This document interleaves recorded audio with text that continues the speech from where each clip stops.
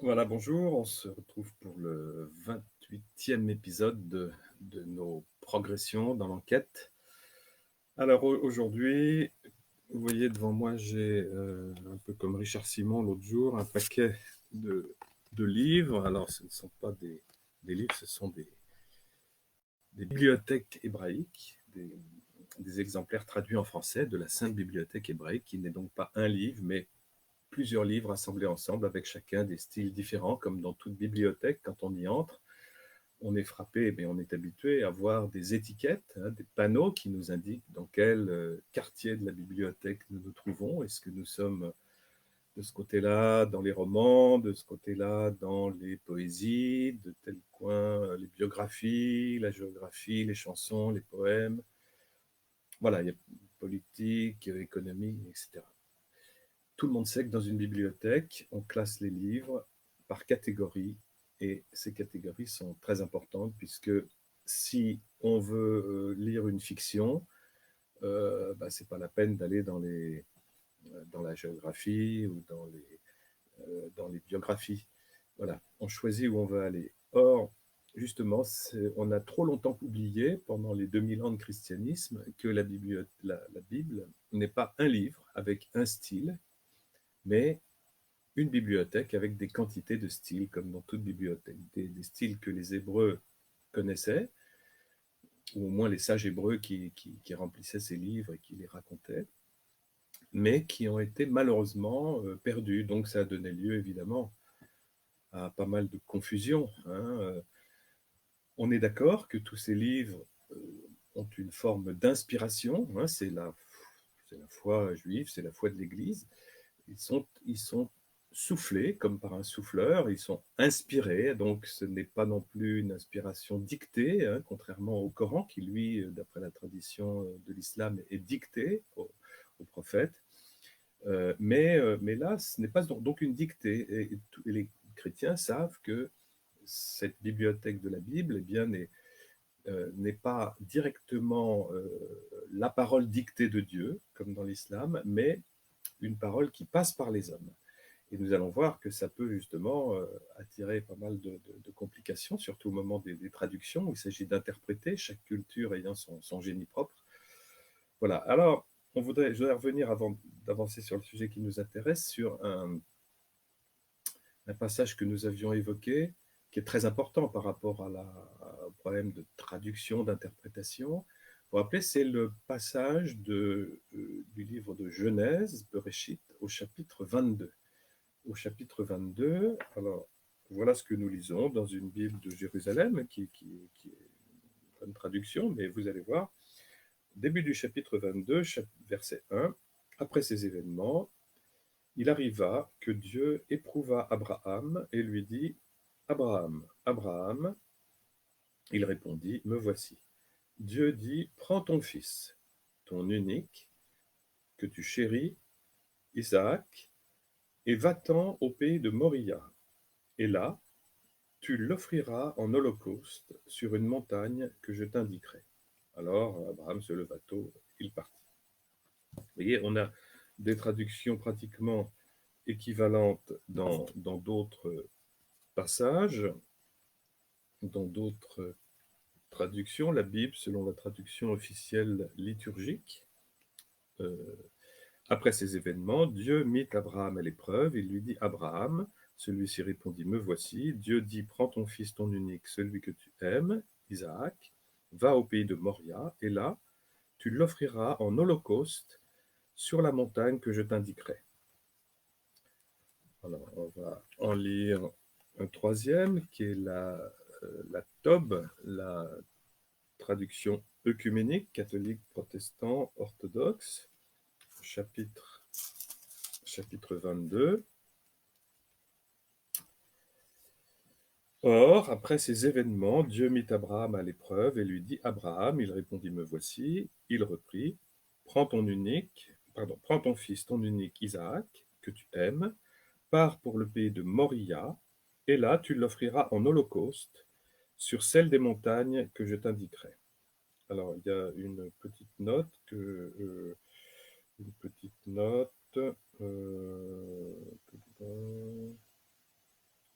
c'est pas une note, c'est juste le changement. Voilà, donc c'est toujours la même chose. Hein. Dieu, dans les traductions, demande clairement à Abraham de monter, d'aller sur une montagne et d'offrir son fils en sacrifice.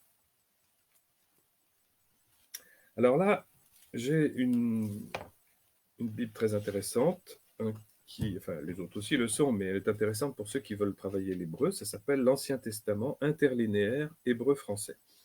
Et là, c'est une traduction mot à mot, où contrairement à toutes les autres les Bibles, on ne cherche pas à faire une belle phrase bien construite qui parle aux gens, dans un langage plus ou moins élaboré, plus ou moins populaire. Hein, il y a toutes sortes de Bibles.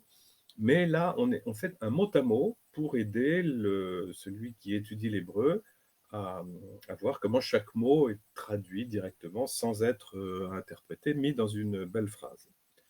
Alors, qu'est-ce que ça nous donne? Et il dit, prends, s'il te plaît, ton fils, ton unique, celui que tu aimes. Là, on retrouve assez la traduction d'avant, Isaac. Et va, quant à toi, vers le pays de Moria, et fais-le monter là en holocauste. Alors, vous voyez, on n'avait pas encore eu le fait de monter, de faire monter. On disait que c'était sur une montagne, mais là, on est plus proche du texte. Et à vrai dire, vous voyez, là, on a encore traduit le mot holocauste, mais en réalité, en hébreu, ce mot qui est traduit holocauste est une interprétation. Il ne veut pas dire holocauste.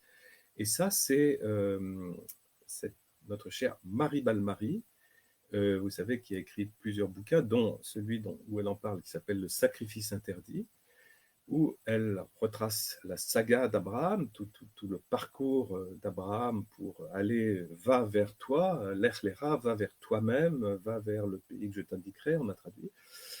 Et elle fait remarquer qu'il n'y a pas du tout dans le texte hébreu le mot holocauste ni le mot sacrifice.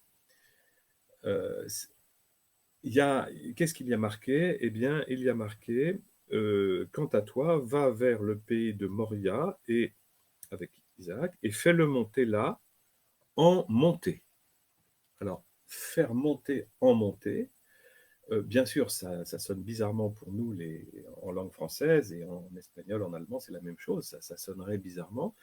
Et c'est certainement pour ça, les traducteurs, ne voyant pas très bien ce que ça veut dire monter en montée, le voyant comme une répétition, se sont dit, bon, ben, puisque de toute façon, après, on voit Abraham qui ligote son fils et qui va le sacrifier, et Dieu lui dit, ne le tue pas, etc. Monter en montée, c'est pour les lecteurs, donc on va traduire monter en holocauste ou en sacrifice. Bon. Or, ce n'est pas le cas. Donc c'est intéressant, hein, de voir que là, on peut fonder des raisonnements sur des textes bibliques qui, en réalité, sont non pas avec des mauvaises traductions, mais avec des traductions interprétées, des traductions donc pas tout à fait conformes à la rugosité du texte et à ce qu'on appelle donc un hébraïsme, c'est-à-dire on voit par exemple d'autres formes étonnantes, mourir, tu mourras, hein, si tu manges de ce fruit mauvais, mourir, tu mourras, courir, tu courras, etc. Et là, c'est monter en montée, c'est une manière de s'exprimer en hébreu. Voilà. Donc, c'est important parce qu'on découvre qu'il y a un malentendu dans cette histoire, et un malentendu qui a, à propos de l'Holocauste, du sacrifice, qui a été jusqu'à rejoindre ce malentendu les traducteurs, qui eux-mêmes ont mal entendu et qui ont cru que Dieu exigeait le sacrifice du fils, Isaac. Or, si Dieu ne dit pas monte en sacrifice, s'il dit monter en montée, ce n'est pas qu'il demande un sacrifice. C'est Abraham qui l'a interprété de cette façon, et c'est pas étonnant qu'il l'ait interprété de cette façon, puisqu'il vient, comme nous l'avons dit, on ne va pas revenir là-dessus, comme il vient d'une culture sacrificielle où il est habituel, courant, de sacrifier les premiers-nés, donc l'unique au départ. Hein, au départ, le premier-né est unique, et eh bien c'est Isaac, c'est son cas, il est l'unique, et il croit comprendre qu'il faut le sacrifier comme on faisait chez ses pères, Abraham, en Chaldée, à Our, depuis des générations et des générations. Voilà, on va revenir à nos traductions, c'est pour ça que je garde les Bibles. Alors aujourd'hui, on va regarder quelques autres malentendus. D'abord, un premier malentendu qui concerne le tout début de la Genèse. Il y a des gens qui pensent que quand ils prennent le texte, là aussi, directement, au commencement, je lis Genèse, Bereshit 1:1. Au commencement, Dieu créa le ciel et la terre. La terre était informe et vide, les ténèbres étaient au-dessus de l'abîme et le souffle de Dieu planait au-dessus des eaux. Donc, je recommence. Ce qui compte pour nous, c'est au commencement, Dieu créa le ciel et la terre. Là, je l'ai dans cette Bible-là. Je pense que j'ai à peu près la même chose là. Au commencement, Dieu créa le ciel et la terre. Et là, qu'est-ce qu'on va avoir? Il n'y a pas marqué au commencement. La traduction mot à mot, l'hébreu dit Bereshit, et Bereshit ne veut pas dire au commencement. Alors déjà, là, on frémit un peu parce qu'on se dit, mais alors, toutes les Bibles que j'ai croisées ont toujours dit au commencement. Pourquoi, si ce n'est pas le mot exact? Est-ce que c'est parce qu'il y a plein d'interprétations possibles? Parfois, il y a plusieurs interprétations possibles, c'est vrai, surtout qu'il n'y a pas les signes vocaliques, les voyelles, comme on dit. Mais là, il n'y a pas d'interprétation possible parce que Bereshit, ça n'a jamais voulu dire, demandez à n'importe quel rabbin, prof d'hébreu, hébraïsant, ça a toujours voulu dire pour un commencement ou en un commencement. Alors là, ils ont choisi en un commencement, créa Dieu les cieux et la terre était vide et néant. Bon, on va s'arrêter là. Alors, vous voyez, c'est très important parce que au commencement, ce n'est pas la même chose qu'en vue d'un commencement, pour un commencement. Bon, alors, déjà, ça va ouvrir là des pans entiers de réflexion. Il y a des rabbins qui font des très bonnes interprétations, très enrichissantes, très intéressantes de ça, qui nous disent, on l'avait évoqué l'autre jour dans un des épisodes, ça aurait pu être un autre mot que Bereshit pour dire pour un commencement, ça aurait pu être le mot baterila, etc., qui voulait dire un petit peu autre chose. Alors le fait que ce soit ce mot, ça veut dire quelque chose. Et quand on emploie Bereshit, c'est vraiment un commencement, un premier commencement, dans le sens où on va regarder, il y aura peut-être une série d'autres commencements. Et c'est ce que nous constatons dans l'histoire de l'univers. Il y a une série de commencements, on a vu ça, on ne va pas y revenir. Alors, pour un commencement, Dieu créa le ciel et la terre. Et vous voyez, évidemment, un lecteur qui lit ça se dit, au commencement, Dieu commence par créer le ciel et la terre. Et puis, curieusement, par la suite, il va créer le soleil, la lune, etc. Donc, c'est complètement idiot ce que racontent les Hébreux. Ils mettent le ciel et la terre en premier. Non. Quand on lit en langage français, au commencement ou pour un commencement, Dieu créa le ciel et la terre, il faut avoir un minimum d'informations sur la culture de la langue que l'on est en train de traduire. Et ciel et la terre, le ciel et la terre, ça ne veut pas dire que Dieu crée notre terre en premier. Le ciel et la terre, c'est un code, on peut dire, chez les Hébreux, c'est une manière de dire l'univers entier. Alors, au commencement, Dieu créa l'univers entier. Il faut le traduire de cette façon. Bien, si au commencement, Dieu créa l'univers entier, voilà, ça y est, tout est fait, tac, d'un coup, au commencement, en un mot. Mais ça ne correspond pas avec la suite, où on voit justement les étapes de création. Bon, donc, vous voyez, on ne peut pas le lire comme ça. C'est pas au commencement Dieu créa la terre et le ciel, c'est pour créer terre et ciel, autrement dit pour créer l'univers entier. Eh bien, voilà comment Dieu va procéder. Et on nous raconte ensuite les 6 étapes de cette création, qui ne sont pas 6 jours, même s'il y a marqué il y eut un soir, il y eut un matin. Et on voit même que pour un commencement, Dieu créa l'univers entier. C'est peut-être le titre de cette chanson, puisque beaucoup de choses sont cantillées, quasiment tout, je crois, dans la Bible, pour d'abord être mémorisé, peut-être, puis aussi parce que, voilà, c'est une façon de faire des peuples qui ont de la mémoire. Et donc, voilà, ce texte nous dit, pour créer l'univers entier, voilà comment Dieu va s'y prendre. Et ensuite, nous avons la suite. Bon, alors justement, on va revenir maintenant sur la fin, le dernier jour, la dernière étape de cette création, où on nous dit que Dieu s'est reposé. La bonne traduction semble être il fit chômage, il chôma de ce qu'il avait fait. Et alors là, on va s'apercevoir que c'est un petit peu la même chose qu'avec Abraham. Il y a un verbe, un mot qui a dérangé tous les traducteurs, grecs, latins, européens, dans le monde entier. Tous les traducteurs sont dérangés par un mot qui est là aussi un peu répétitif, comme monter en montée. C'est pour ça que je les mets en parallèle. C'est à la fin de ce chapitre, c'est à la 7e étape, eh bien, qu'est-ce qu'il nous est raconté? Alors, on va regarder les textes.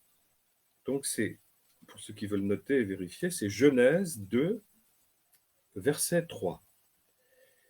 Et Dieu bénit le 7e jour, il le sanctifia, puisque ce jour-là, il se reposa de toute l'œuvre de création qu'il avait faite.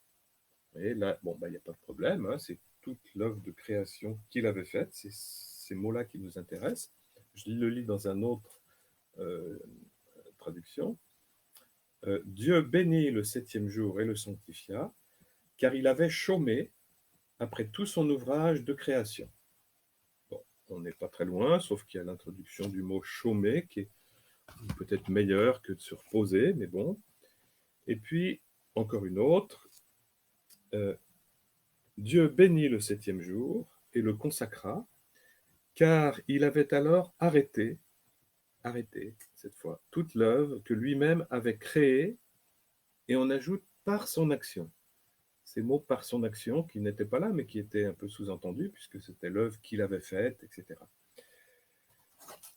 Alors, pour le moment, on ne voit rien d'original, sauf que si on regarde dans l'interlinéaire, là où il y a l'hébreu et le français mot à mot, je vais le lire, toujours Genèse 2, verset 3, « Et il bénit Dieu le jour, le 7e, et il consacra lui, car en lui, il s'était arrêté de tout son ouvrage que Dieu avait créé en faisant. » Et c'est, alors vous voyez, comme je vous disais, c'est pas vraiment c'est pas du tout du français littéraire, c'est pour comprendre le mot à mot, hein, pour découvrir les mots hébreux, comment chaque mot hébreu est arrêté. Je le relis, et il bénit Dieu. Ça vous montre aussi que dans la structure hébraïque, il y a un sujet, et puis, enfin, il y a le verbe très tôt au début de la phrase, hein, et il bénit Dieu.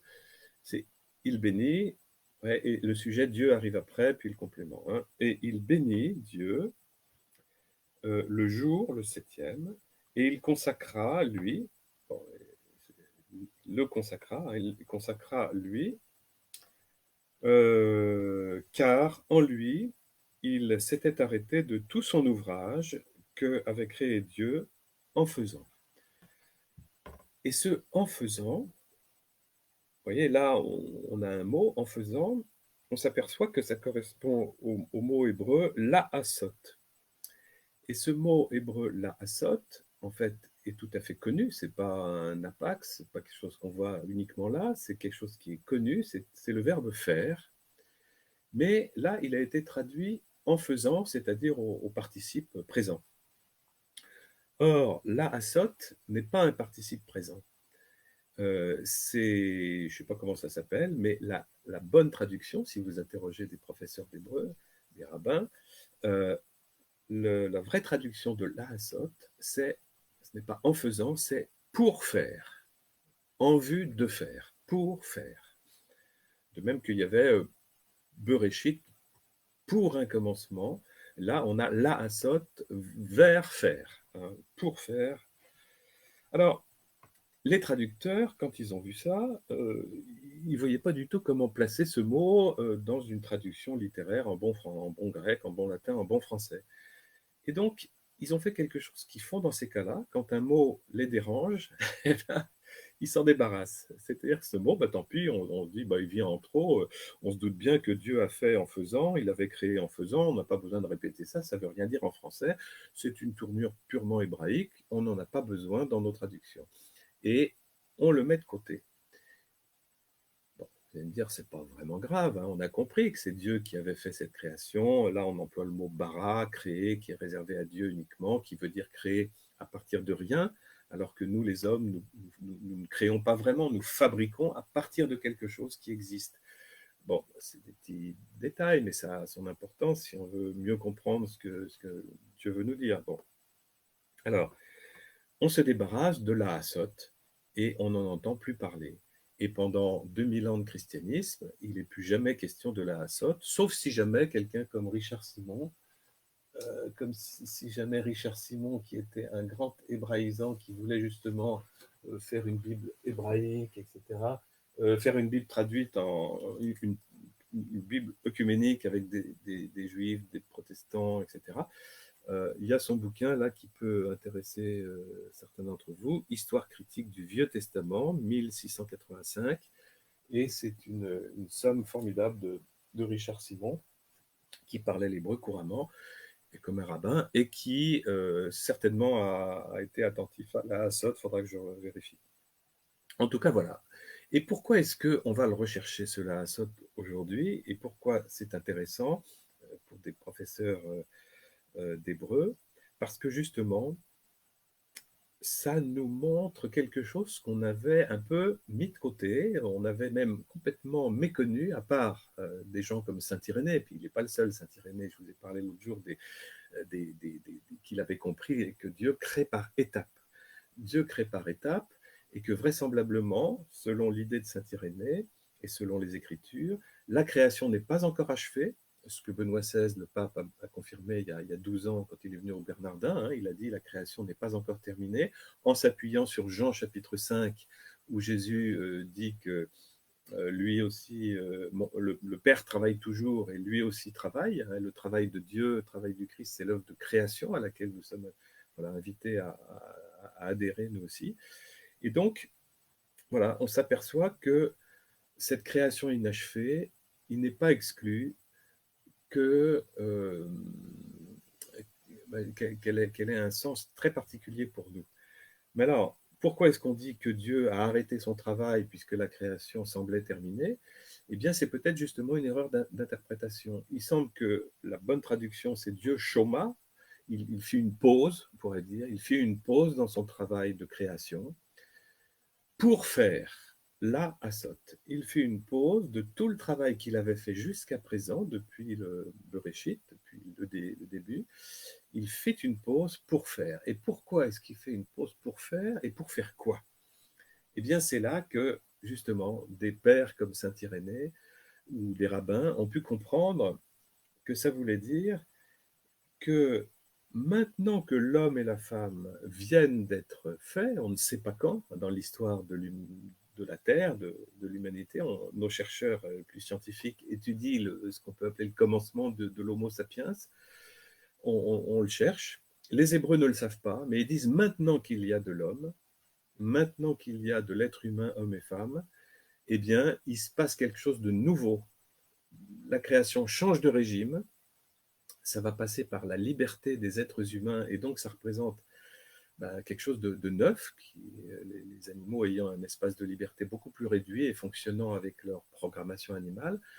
Voilà un être qui arrive sur la planète, que Dieu a choisi de créer progressivement, par étapes, en lui donnant un cerveau de plus en plus gros, de plus en plus capable de recevoir ce qu'on appelle Nishmat Hayim, c'est-à-dire un esprit, c'est-à-dire toutes les capacités humaines, hein, volonté, liberté, euh, raison, intelligence, conscience, capacité d'aimer, capacité de créer comme Dieu, etc.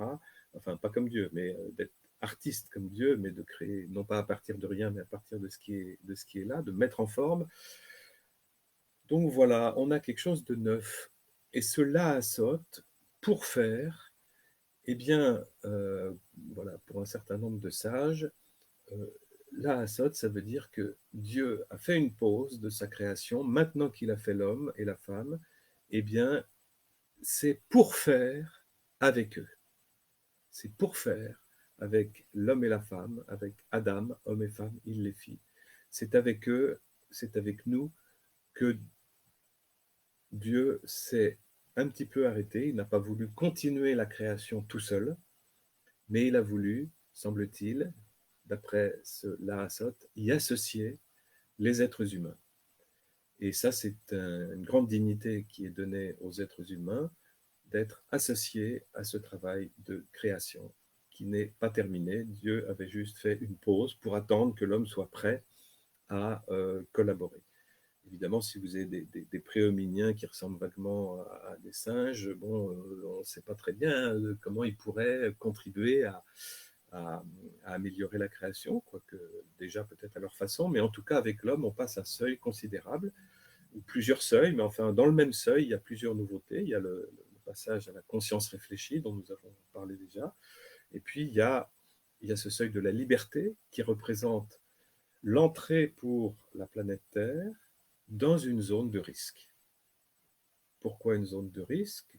Quand l'homme et la femme accèdent à la conscience réfléchie, eh bien, c'est ce que raconte le livre de la Genèse, une zone de risque, parce que pour la première fois, des êtres créés, des mammifères supérieurs, on pourrait dire, sont dotés d'un cadeau inimaginable pour les animaux, c'est-à-dire une vraie liberté, une vraie conscience, une vraie capacité de créer ou de détruire, et que donc le créateur a pris un risque énorme en créant des êtres humains, tout simplement. Et que ce passage dans cette zone de haut risque, c'est comme ça que les Hébreux lisent cette histoire de Genèse, c'est-à-dire l'histoire de l'arbre, avec non pas, encore une fois, non pas l'arbre de la connaissance du bien et du mal, qui est une interprétation gnostique, qui n'est ni biblique ni chrétienne, mais l'arbre du connaître le bon et le mauvais, Tov, Ve, Ra. Et l'homme ayant lui-même, en lui-même, dans sa constitution, dans son cœur-cerveau, hein, dans son cœur-intelligence, comme disent les Hébreux, dans son cerveau, comme nous dirions nous, nous savons que nous avons quelque part en nous, en tout cas, un bon penchant et un mauvais penchant. Voilà ce que nous enseignent les Hébreux. Pour eux, le récit de la Genèse avec l'homme et la femme n'est pas du tout euh, une faute qui va être transmise aux enfants, parce qu'ils considèrent que ce serait injuste de transmettre à des enfants. D'ailleurs, Jésus lui-même explique au fils à l'aveugle de naissance que non, ce n'est pas lui ni ses parents qui ont péché pour qu'il soit né comme ça. Hein. La faute ne se transmet pas, ce serait sinon assez injuste de la part de Dieu de faire tomber sur des enfants la faute de leurs parents, même si des passages ressemblent à ça dans la Bible, quand on les étudie en hébreu, là aussi on s'aperçoit que ce n'est pas une malédiction sur 4 générations, mais au contraire un soin attentif de Dieu sur 4 générations, parce que de fait, parfois il y a des maux, des malheurs, des blessures qui se transmettent de génération en génération, et là il faut que le soigneur, le soignant, le libérateur, le rédempteur accompagne pour être sûr que la guérison va bien pouvoir être accomplie, et là aussi par étapes, et par plusieurs générations par étapes. En tout cas, ce qui est sûr, c'est que voilà, l'homme et la femme semblent invités à travailler, à continuer la création avec le créateur. Alors qu'est-ce que c'est? C'est travailler dans le sens de ce qui est constructeur, positif, créatif, c'est-à-dire tout ce qui va concerner l'aide aux autres. En fait, c'est simple. On a parlé de l'arbre, de connaître le bon et le mauvais. Tout ce qui est bon, c'est ce qui me fait du bien. Et ce n'est pas les mêmes choses qui me font du bien à moi ou à une libellule. Hein. Si peut-être, je ne sais pas ce qui se passe si une libellule boit plusieurs litres d'alcool. Moi, si je bois plusieurs litres d'alcool, je vais voir double, je vais tituber, je vais dire n'importe quoi. Bon, ouais, on voit ce qui est bon pour chaque espèce et ce qui est mauvais pour elle, et les animaux le savent. Encore une fois, leur programmation animale leur permet de savoir exactement ce qui est bon à manger, à boire, et vous ne verrez pas dans la forêt, dans la steppe, dans la savane, dans les prés, des animaux à l'état sauvage, à l'état de liberté, à l'état de non apprivoisés par l'homme, vous ne les verrez pas manger quelque chose de mauvais pour eux. Ils le savent. Ah, bien sûr, ils peuvent attraper des maladies par des virus, ça c'est autre chose, mais manger quelque chose de mauvais pour eux, les animaux savent que non, on ne le fait pas. Les hommes, eux, sont capables de le faire. Ils sont même capables de fumer ce qui est mauvais pour eux, de se mettre dans les veines des trucs pas très bons. Et l'être humain, il a une liberté que les orthodoxes appellent à juste titre la liberté tragique de l'homme. Il y a une sorte de tragique dans la liberté de l'homme, capable de s'autodétruire, capable de détruire son proche, son prochain, et capable même de détruire la terre entière. Et là, en fait, ce qui se passe avec cette histoire du virus couronné, c'est que, de fait, pour la première fois dans l'histoire de l'humanité, toute l'humanité est concernée. Alors, on commençait à entrevoir ça avec des guerres terribles qu'on appelle mondiales, hein, la première, la deuxième, mais qui n'ont pas détruit toute l'humanité, mais qui commençaient à être beaucoup plus larges que les guerres précédentes, napoléoniennes ou autres, ou même les grandes invasions des Huns, etc. Là, depuis Hiroshima, nous comprenons enfin, nous touchons du doigt qu'il est devenu possible à l'homme de détruire la planète entière. C'est devenu possible, c'est pas une fiction, c'est pas une métaphore, c'est pas une parabole. Mourir, tu mourras, eh bien, devient peut-être finalement un conseil de prudence. Hein. Si tu fais ça, mourir, tu mourras. Si tu continues de mettre du plastique dans les océans, ben là aussi, mourir, tu mourras, parce que les poissons meurent, et puis si on ne peut plus les manger, ben on connaît mieux, voilà, on connaît tout ça, l'écologie, etc. Ça aussi, c'est une autre prise de conscience. Nouvelle prise de conscience avec un virus comme celui-là, avec la bactériologie. Euh, est-ce qu'on va tous y rester? Bon, j'en sais rien, je ne suis pas un prophète de malheur ni de bonheur, mais tout simplement, mais ça pose des questions. On ne peut plus lire ce récit de Genèse comme au temps où le monde était fixe, la création était terminée en une semaine au commencement. Vous voyez, ça c'est fini. Si vous apprenez ça à vos enfants, vous pouvez le faire, hein, bien sûr, vous êtes libre, comme cette maman de donner à son bébé de la choucroute alors qu'il en est au lait maternel, hein, comme dit Saint Irénée, vous pouvez le faire, mais le bébé n'y résistera pas. Eh bien, je pense que la foi de votre bébé ne résistera pas si vous lui racontez que le monde, que la Bible est un récit historique et que tout ce qui est raconté dans ce livre de la Genèse a eu lieu comme si c'était un reportage, tout simplement parce que c'est dans la Bible. Non, la Bible nous a appris à lire des choses dans des catégories différentes de sa bibliothèque. Et si nous voulons lire des livres historiques, il faut aller les chercher là où ils sont. Il ne faut pas aller les chercher dans la saga d'Abraham, ni dans la tour de Babel, ni dans le déluge, ni dans l'histoire d'Adam et Ève. Ce sont au contraire, c'est beaucoup plus qu'un enseignement historique, c'est un enseignement imagé, prophétique, qui nous apprend énormément de choses et qu'on n'a pas encore bien compris jusqu'au bout. Mais maintenant que nous savons avec une certitude irréversible que le monde est fait par étapes, que la création se continue, elle n'est pas terminée, Dieu continue sa création, il invite l'homme et la femme à y participer, il me semble qu'il y a là quelque chose d'assez enthousiasmant et d'assez dynamique pour qu'on s'y mette, on se relève tous les manches. D'ailleurs, si on applaudit nos soignants le soir à 20h, c'est bien parce que justement, ils se relèvent les manches au péril de leur vie, et on peut rendre hommage à tous ceux qui ont déjà laissé leur vie, soit des grands docteurs, soit des humbles infirmières, infirmiers ou personnes voilà, qui travaillent avec eux, aides-soignants. C'est parce que voilà, ils collaborent à l'œuvre de création pour lutter contre le mal, contre la destruction, contre les maux qui sont légion.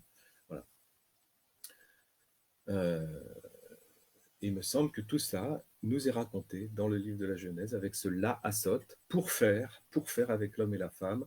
Dieu avait commencé à faire toute une biosphère, une planète bleue unique en son genre dans cette partie de l'univers, hein, dans cette partie de la galaxie. Il y en a peut-être d'autres ailleurs, on n'en sait rien pour le moment, mais cette planète bleue qui est une véritable oasis, voilà, dans la galaxie, qui est située dans un coin de la galaxie qui lui permet de le voir, et une planète où la vie est possible parce qu'il y a eu tous les ingrédients et le génie d'inventer deux alphabets, celui de l'ADN, celui des protéines, etc., etc.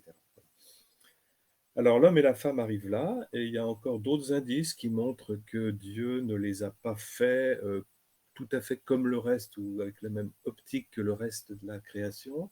C'est, par exemple, quand il nous est dit dans le texte biblique, la création de l'homme et de la femme, Dieu dit: «Faisons, faisons, heu, de l'homme, faisons l'homme à notre image, comme notre ressemblance». Puis après on dit: «Homme», voilà, il fit Adam, homme et femme, il le fit. Donc Adam veut bien dire homme et femme, toute l'humanité, il les fit, oui, enfin il les commença, on va dire, puisque on s'est demandé beaucoup ce que signifiait ce faisons. Voilà, je crois que j'en ai parlé la dernière fois, je crois. Euh, Faisons, donc pourquoi un pluriel? Eh bien, un pluriel, non pas parce que c'est les anges avec Dieu qui font l'homme, et Dieu a bien fait l'âme, et les hommes ont moyennement bien fait le corps, nous disent certains. Non, c'est pas ça. C'est pas faisons parce qu'ils sont trois, il y a une trinité, donc c'est pour ça qu'ils emploient un pluriel, faisons ensemble, Père, Fils et Saint-Esprit, l'homme.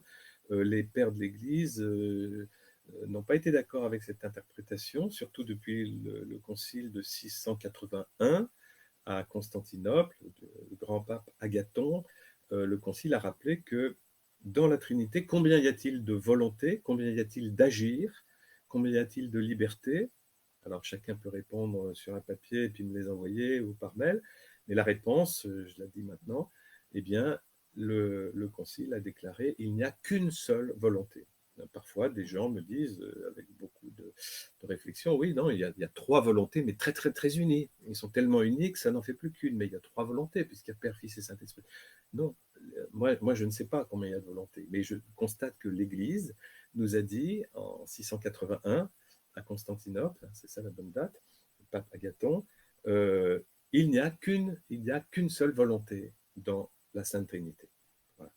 Et qu'un seul agir, qu'une seule opération. Voilà. Alors, ça peut nous faire réfléchir, réfléchissons, mais en tout cas, donc, ça ne peut pas être un pluriel, car la Trinité dit je au singulier.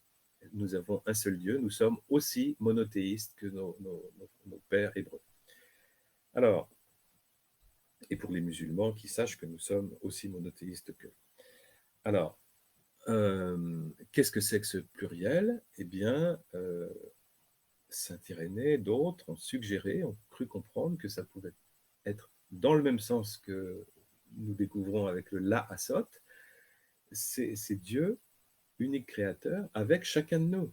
À chacun de nous, il dit faisons ensemble, Bruno, Catherine, Jean-Pierre, Luc, etc. Marie. Il nous dit à chacun de nous faisons ensemble l'homme qui tu es abouti, l'homme achevé. Parce que pour le moment, voilà, je te crée, Bruno, inachevé. Et si tu le veux, si tu le peux, si tu le souhaites, eh bien, tu iras vers l'homme achevé dont parle Jésus, dont parle Paul, Saint Jean, Saint Paul, etc., qui est l'homme uni à Dieu. Voilà. Alors ça, c'est ce qu'on appelle la théosis en grec. On en a déjà un peu parlé avec Saint Irénée, on en reparlera certainement. Cette théosis qui n'est autre que l'union à Dieu, le mot grec, vous savez que c'est un peu voix petit, hein, c'est un peu mesquin de dire que le latin est la langue de l'Église, parce qu'en réalité, il faut remonter plus loin si on veut aller chercher la tradition. Hein. Quand on cherche la tradition, il faut aller au bout de sa recherche. Hein. Le spéléologue, il ne va pas s'arrêter à la première grotte, il va aller plus loin. Bien là, si on veut aller au bout de la tradition, alors oui, on trouve le latin qui est commun, mais avant le latin, il y a le grec. Hein, et avant le grec, il y a l'hébreu. Voilà. Alors c'est pas mal d'aller à l'hébreu, surtout que ça permet sans devenir prof d'hébreu soi-même, ça permet d'avoir une meilleure idée de là où il pourrait y avoir des petites erreurs, etc. Puis des richesses cachées, surtout comme là, avec ce fameux La Asot. Bon, on va peut-être s'arrêter là pour aujourd'hui. La Asot. Euh, donc pour faire. Et vous comprenez que ça a pu déranger un peu les traducteurs. Dieu s'arrêta, chôma, fit une pause de l'œuvre qu'il avait faite pour faire. Ils ne voyaient vraiment pas ce que ça pouvait vouloir dire, parce que dans leur optique, la création était terminée, au début, il y a très longtemps. Donc, pour faire quoi? Pour faire, c'est en trop, c'est un mot hébreu, allez hop, on le met de côté. Alors, heureusement, on peut le retrouver. Heureusement qu'il y a nos frères hébreux qui ont gardé la tradition et qui sont les garants de cette Bible en hébreu, dont d'ailleurs, vous savez qu'il y a pas mal de bruit qui courait, que la Bible actuelle, en fait, n'était pas du tout la même que celle au temps de Jésus ou au temps en remontant plus tôt, au temps de Jérémie, Ézéchiel, etc. Bon. Alors, c'est une fiction, hein, c'est une fiction parce que maintenant, nous avons la preuve dans le tiroir des réponses, des faits scientifiques, à Qumran, hein, dans les grottes qu'on appelle de Qumran, proches les vestiges de la ville de Qumran. Les chercheurs ont retrouvé quantité de parcelles ou de rouleaux entiers de manuscrits. Il y en a un qui est exposé, je crois que c'est le rouleau d'Ésaïe au musée du livre à Jérusalem. C'est magnifique de le voir, voilà, plusieurs mètres de long. Eh bien, c'est la même Bible en hébreu que celle que nous lisons aujourd'hui, imprimée, voilà, depuis Gutenberg et autres. Donc, non, là, on ne peut pas dire qu'elle a été transformée. Parfois, il y a peut-être en principe, il n'y a pas d'erreur de copie, hein, mais bon, par contre, dans les traductions latines, grecques, françaises, là, voilà, il faut mieux aller vérifier en interrogeant des spécialistes. Bon, mais je ne suis pas donneur de leçons, hein, c'est juste pour, si on cherche la vérité, il vaut mieux aller voilà, la chercher là où on la trouve. Voilà, écoutez, merci de votre présence, de votre attention. Merci de transmettre à des amis si vous en voyez que ça peut intéresser, tel ou tel chapitre. On les retrouve sur YouTube. Ils sont tous numérotés, ils sont tous avec un petit titre. Ce sont des conseils d'amis là qui m'ont été faits, c'est des bons conseils. Voilà, on se dit à la prochaine fois. Pas demain, mais après le week-end. Voilà. Allez, à bientôt. Au revoir et portez-vous bien et prenez soin de vous.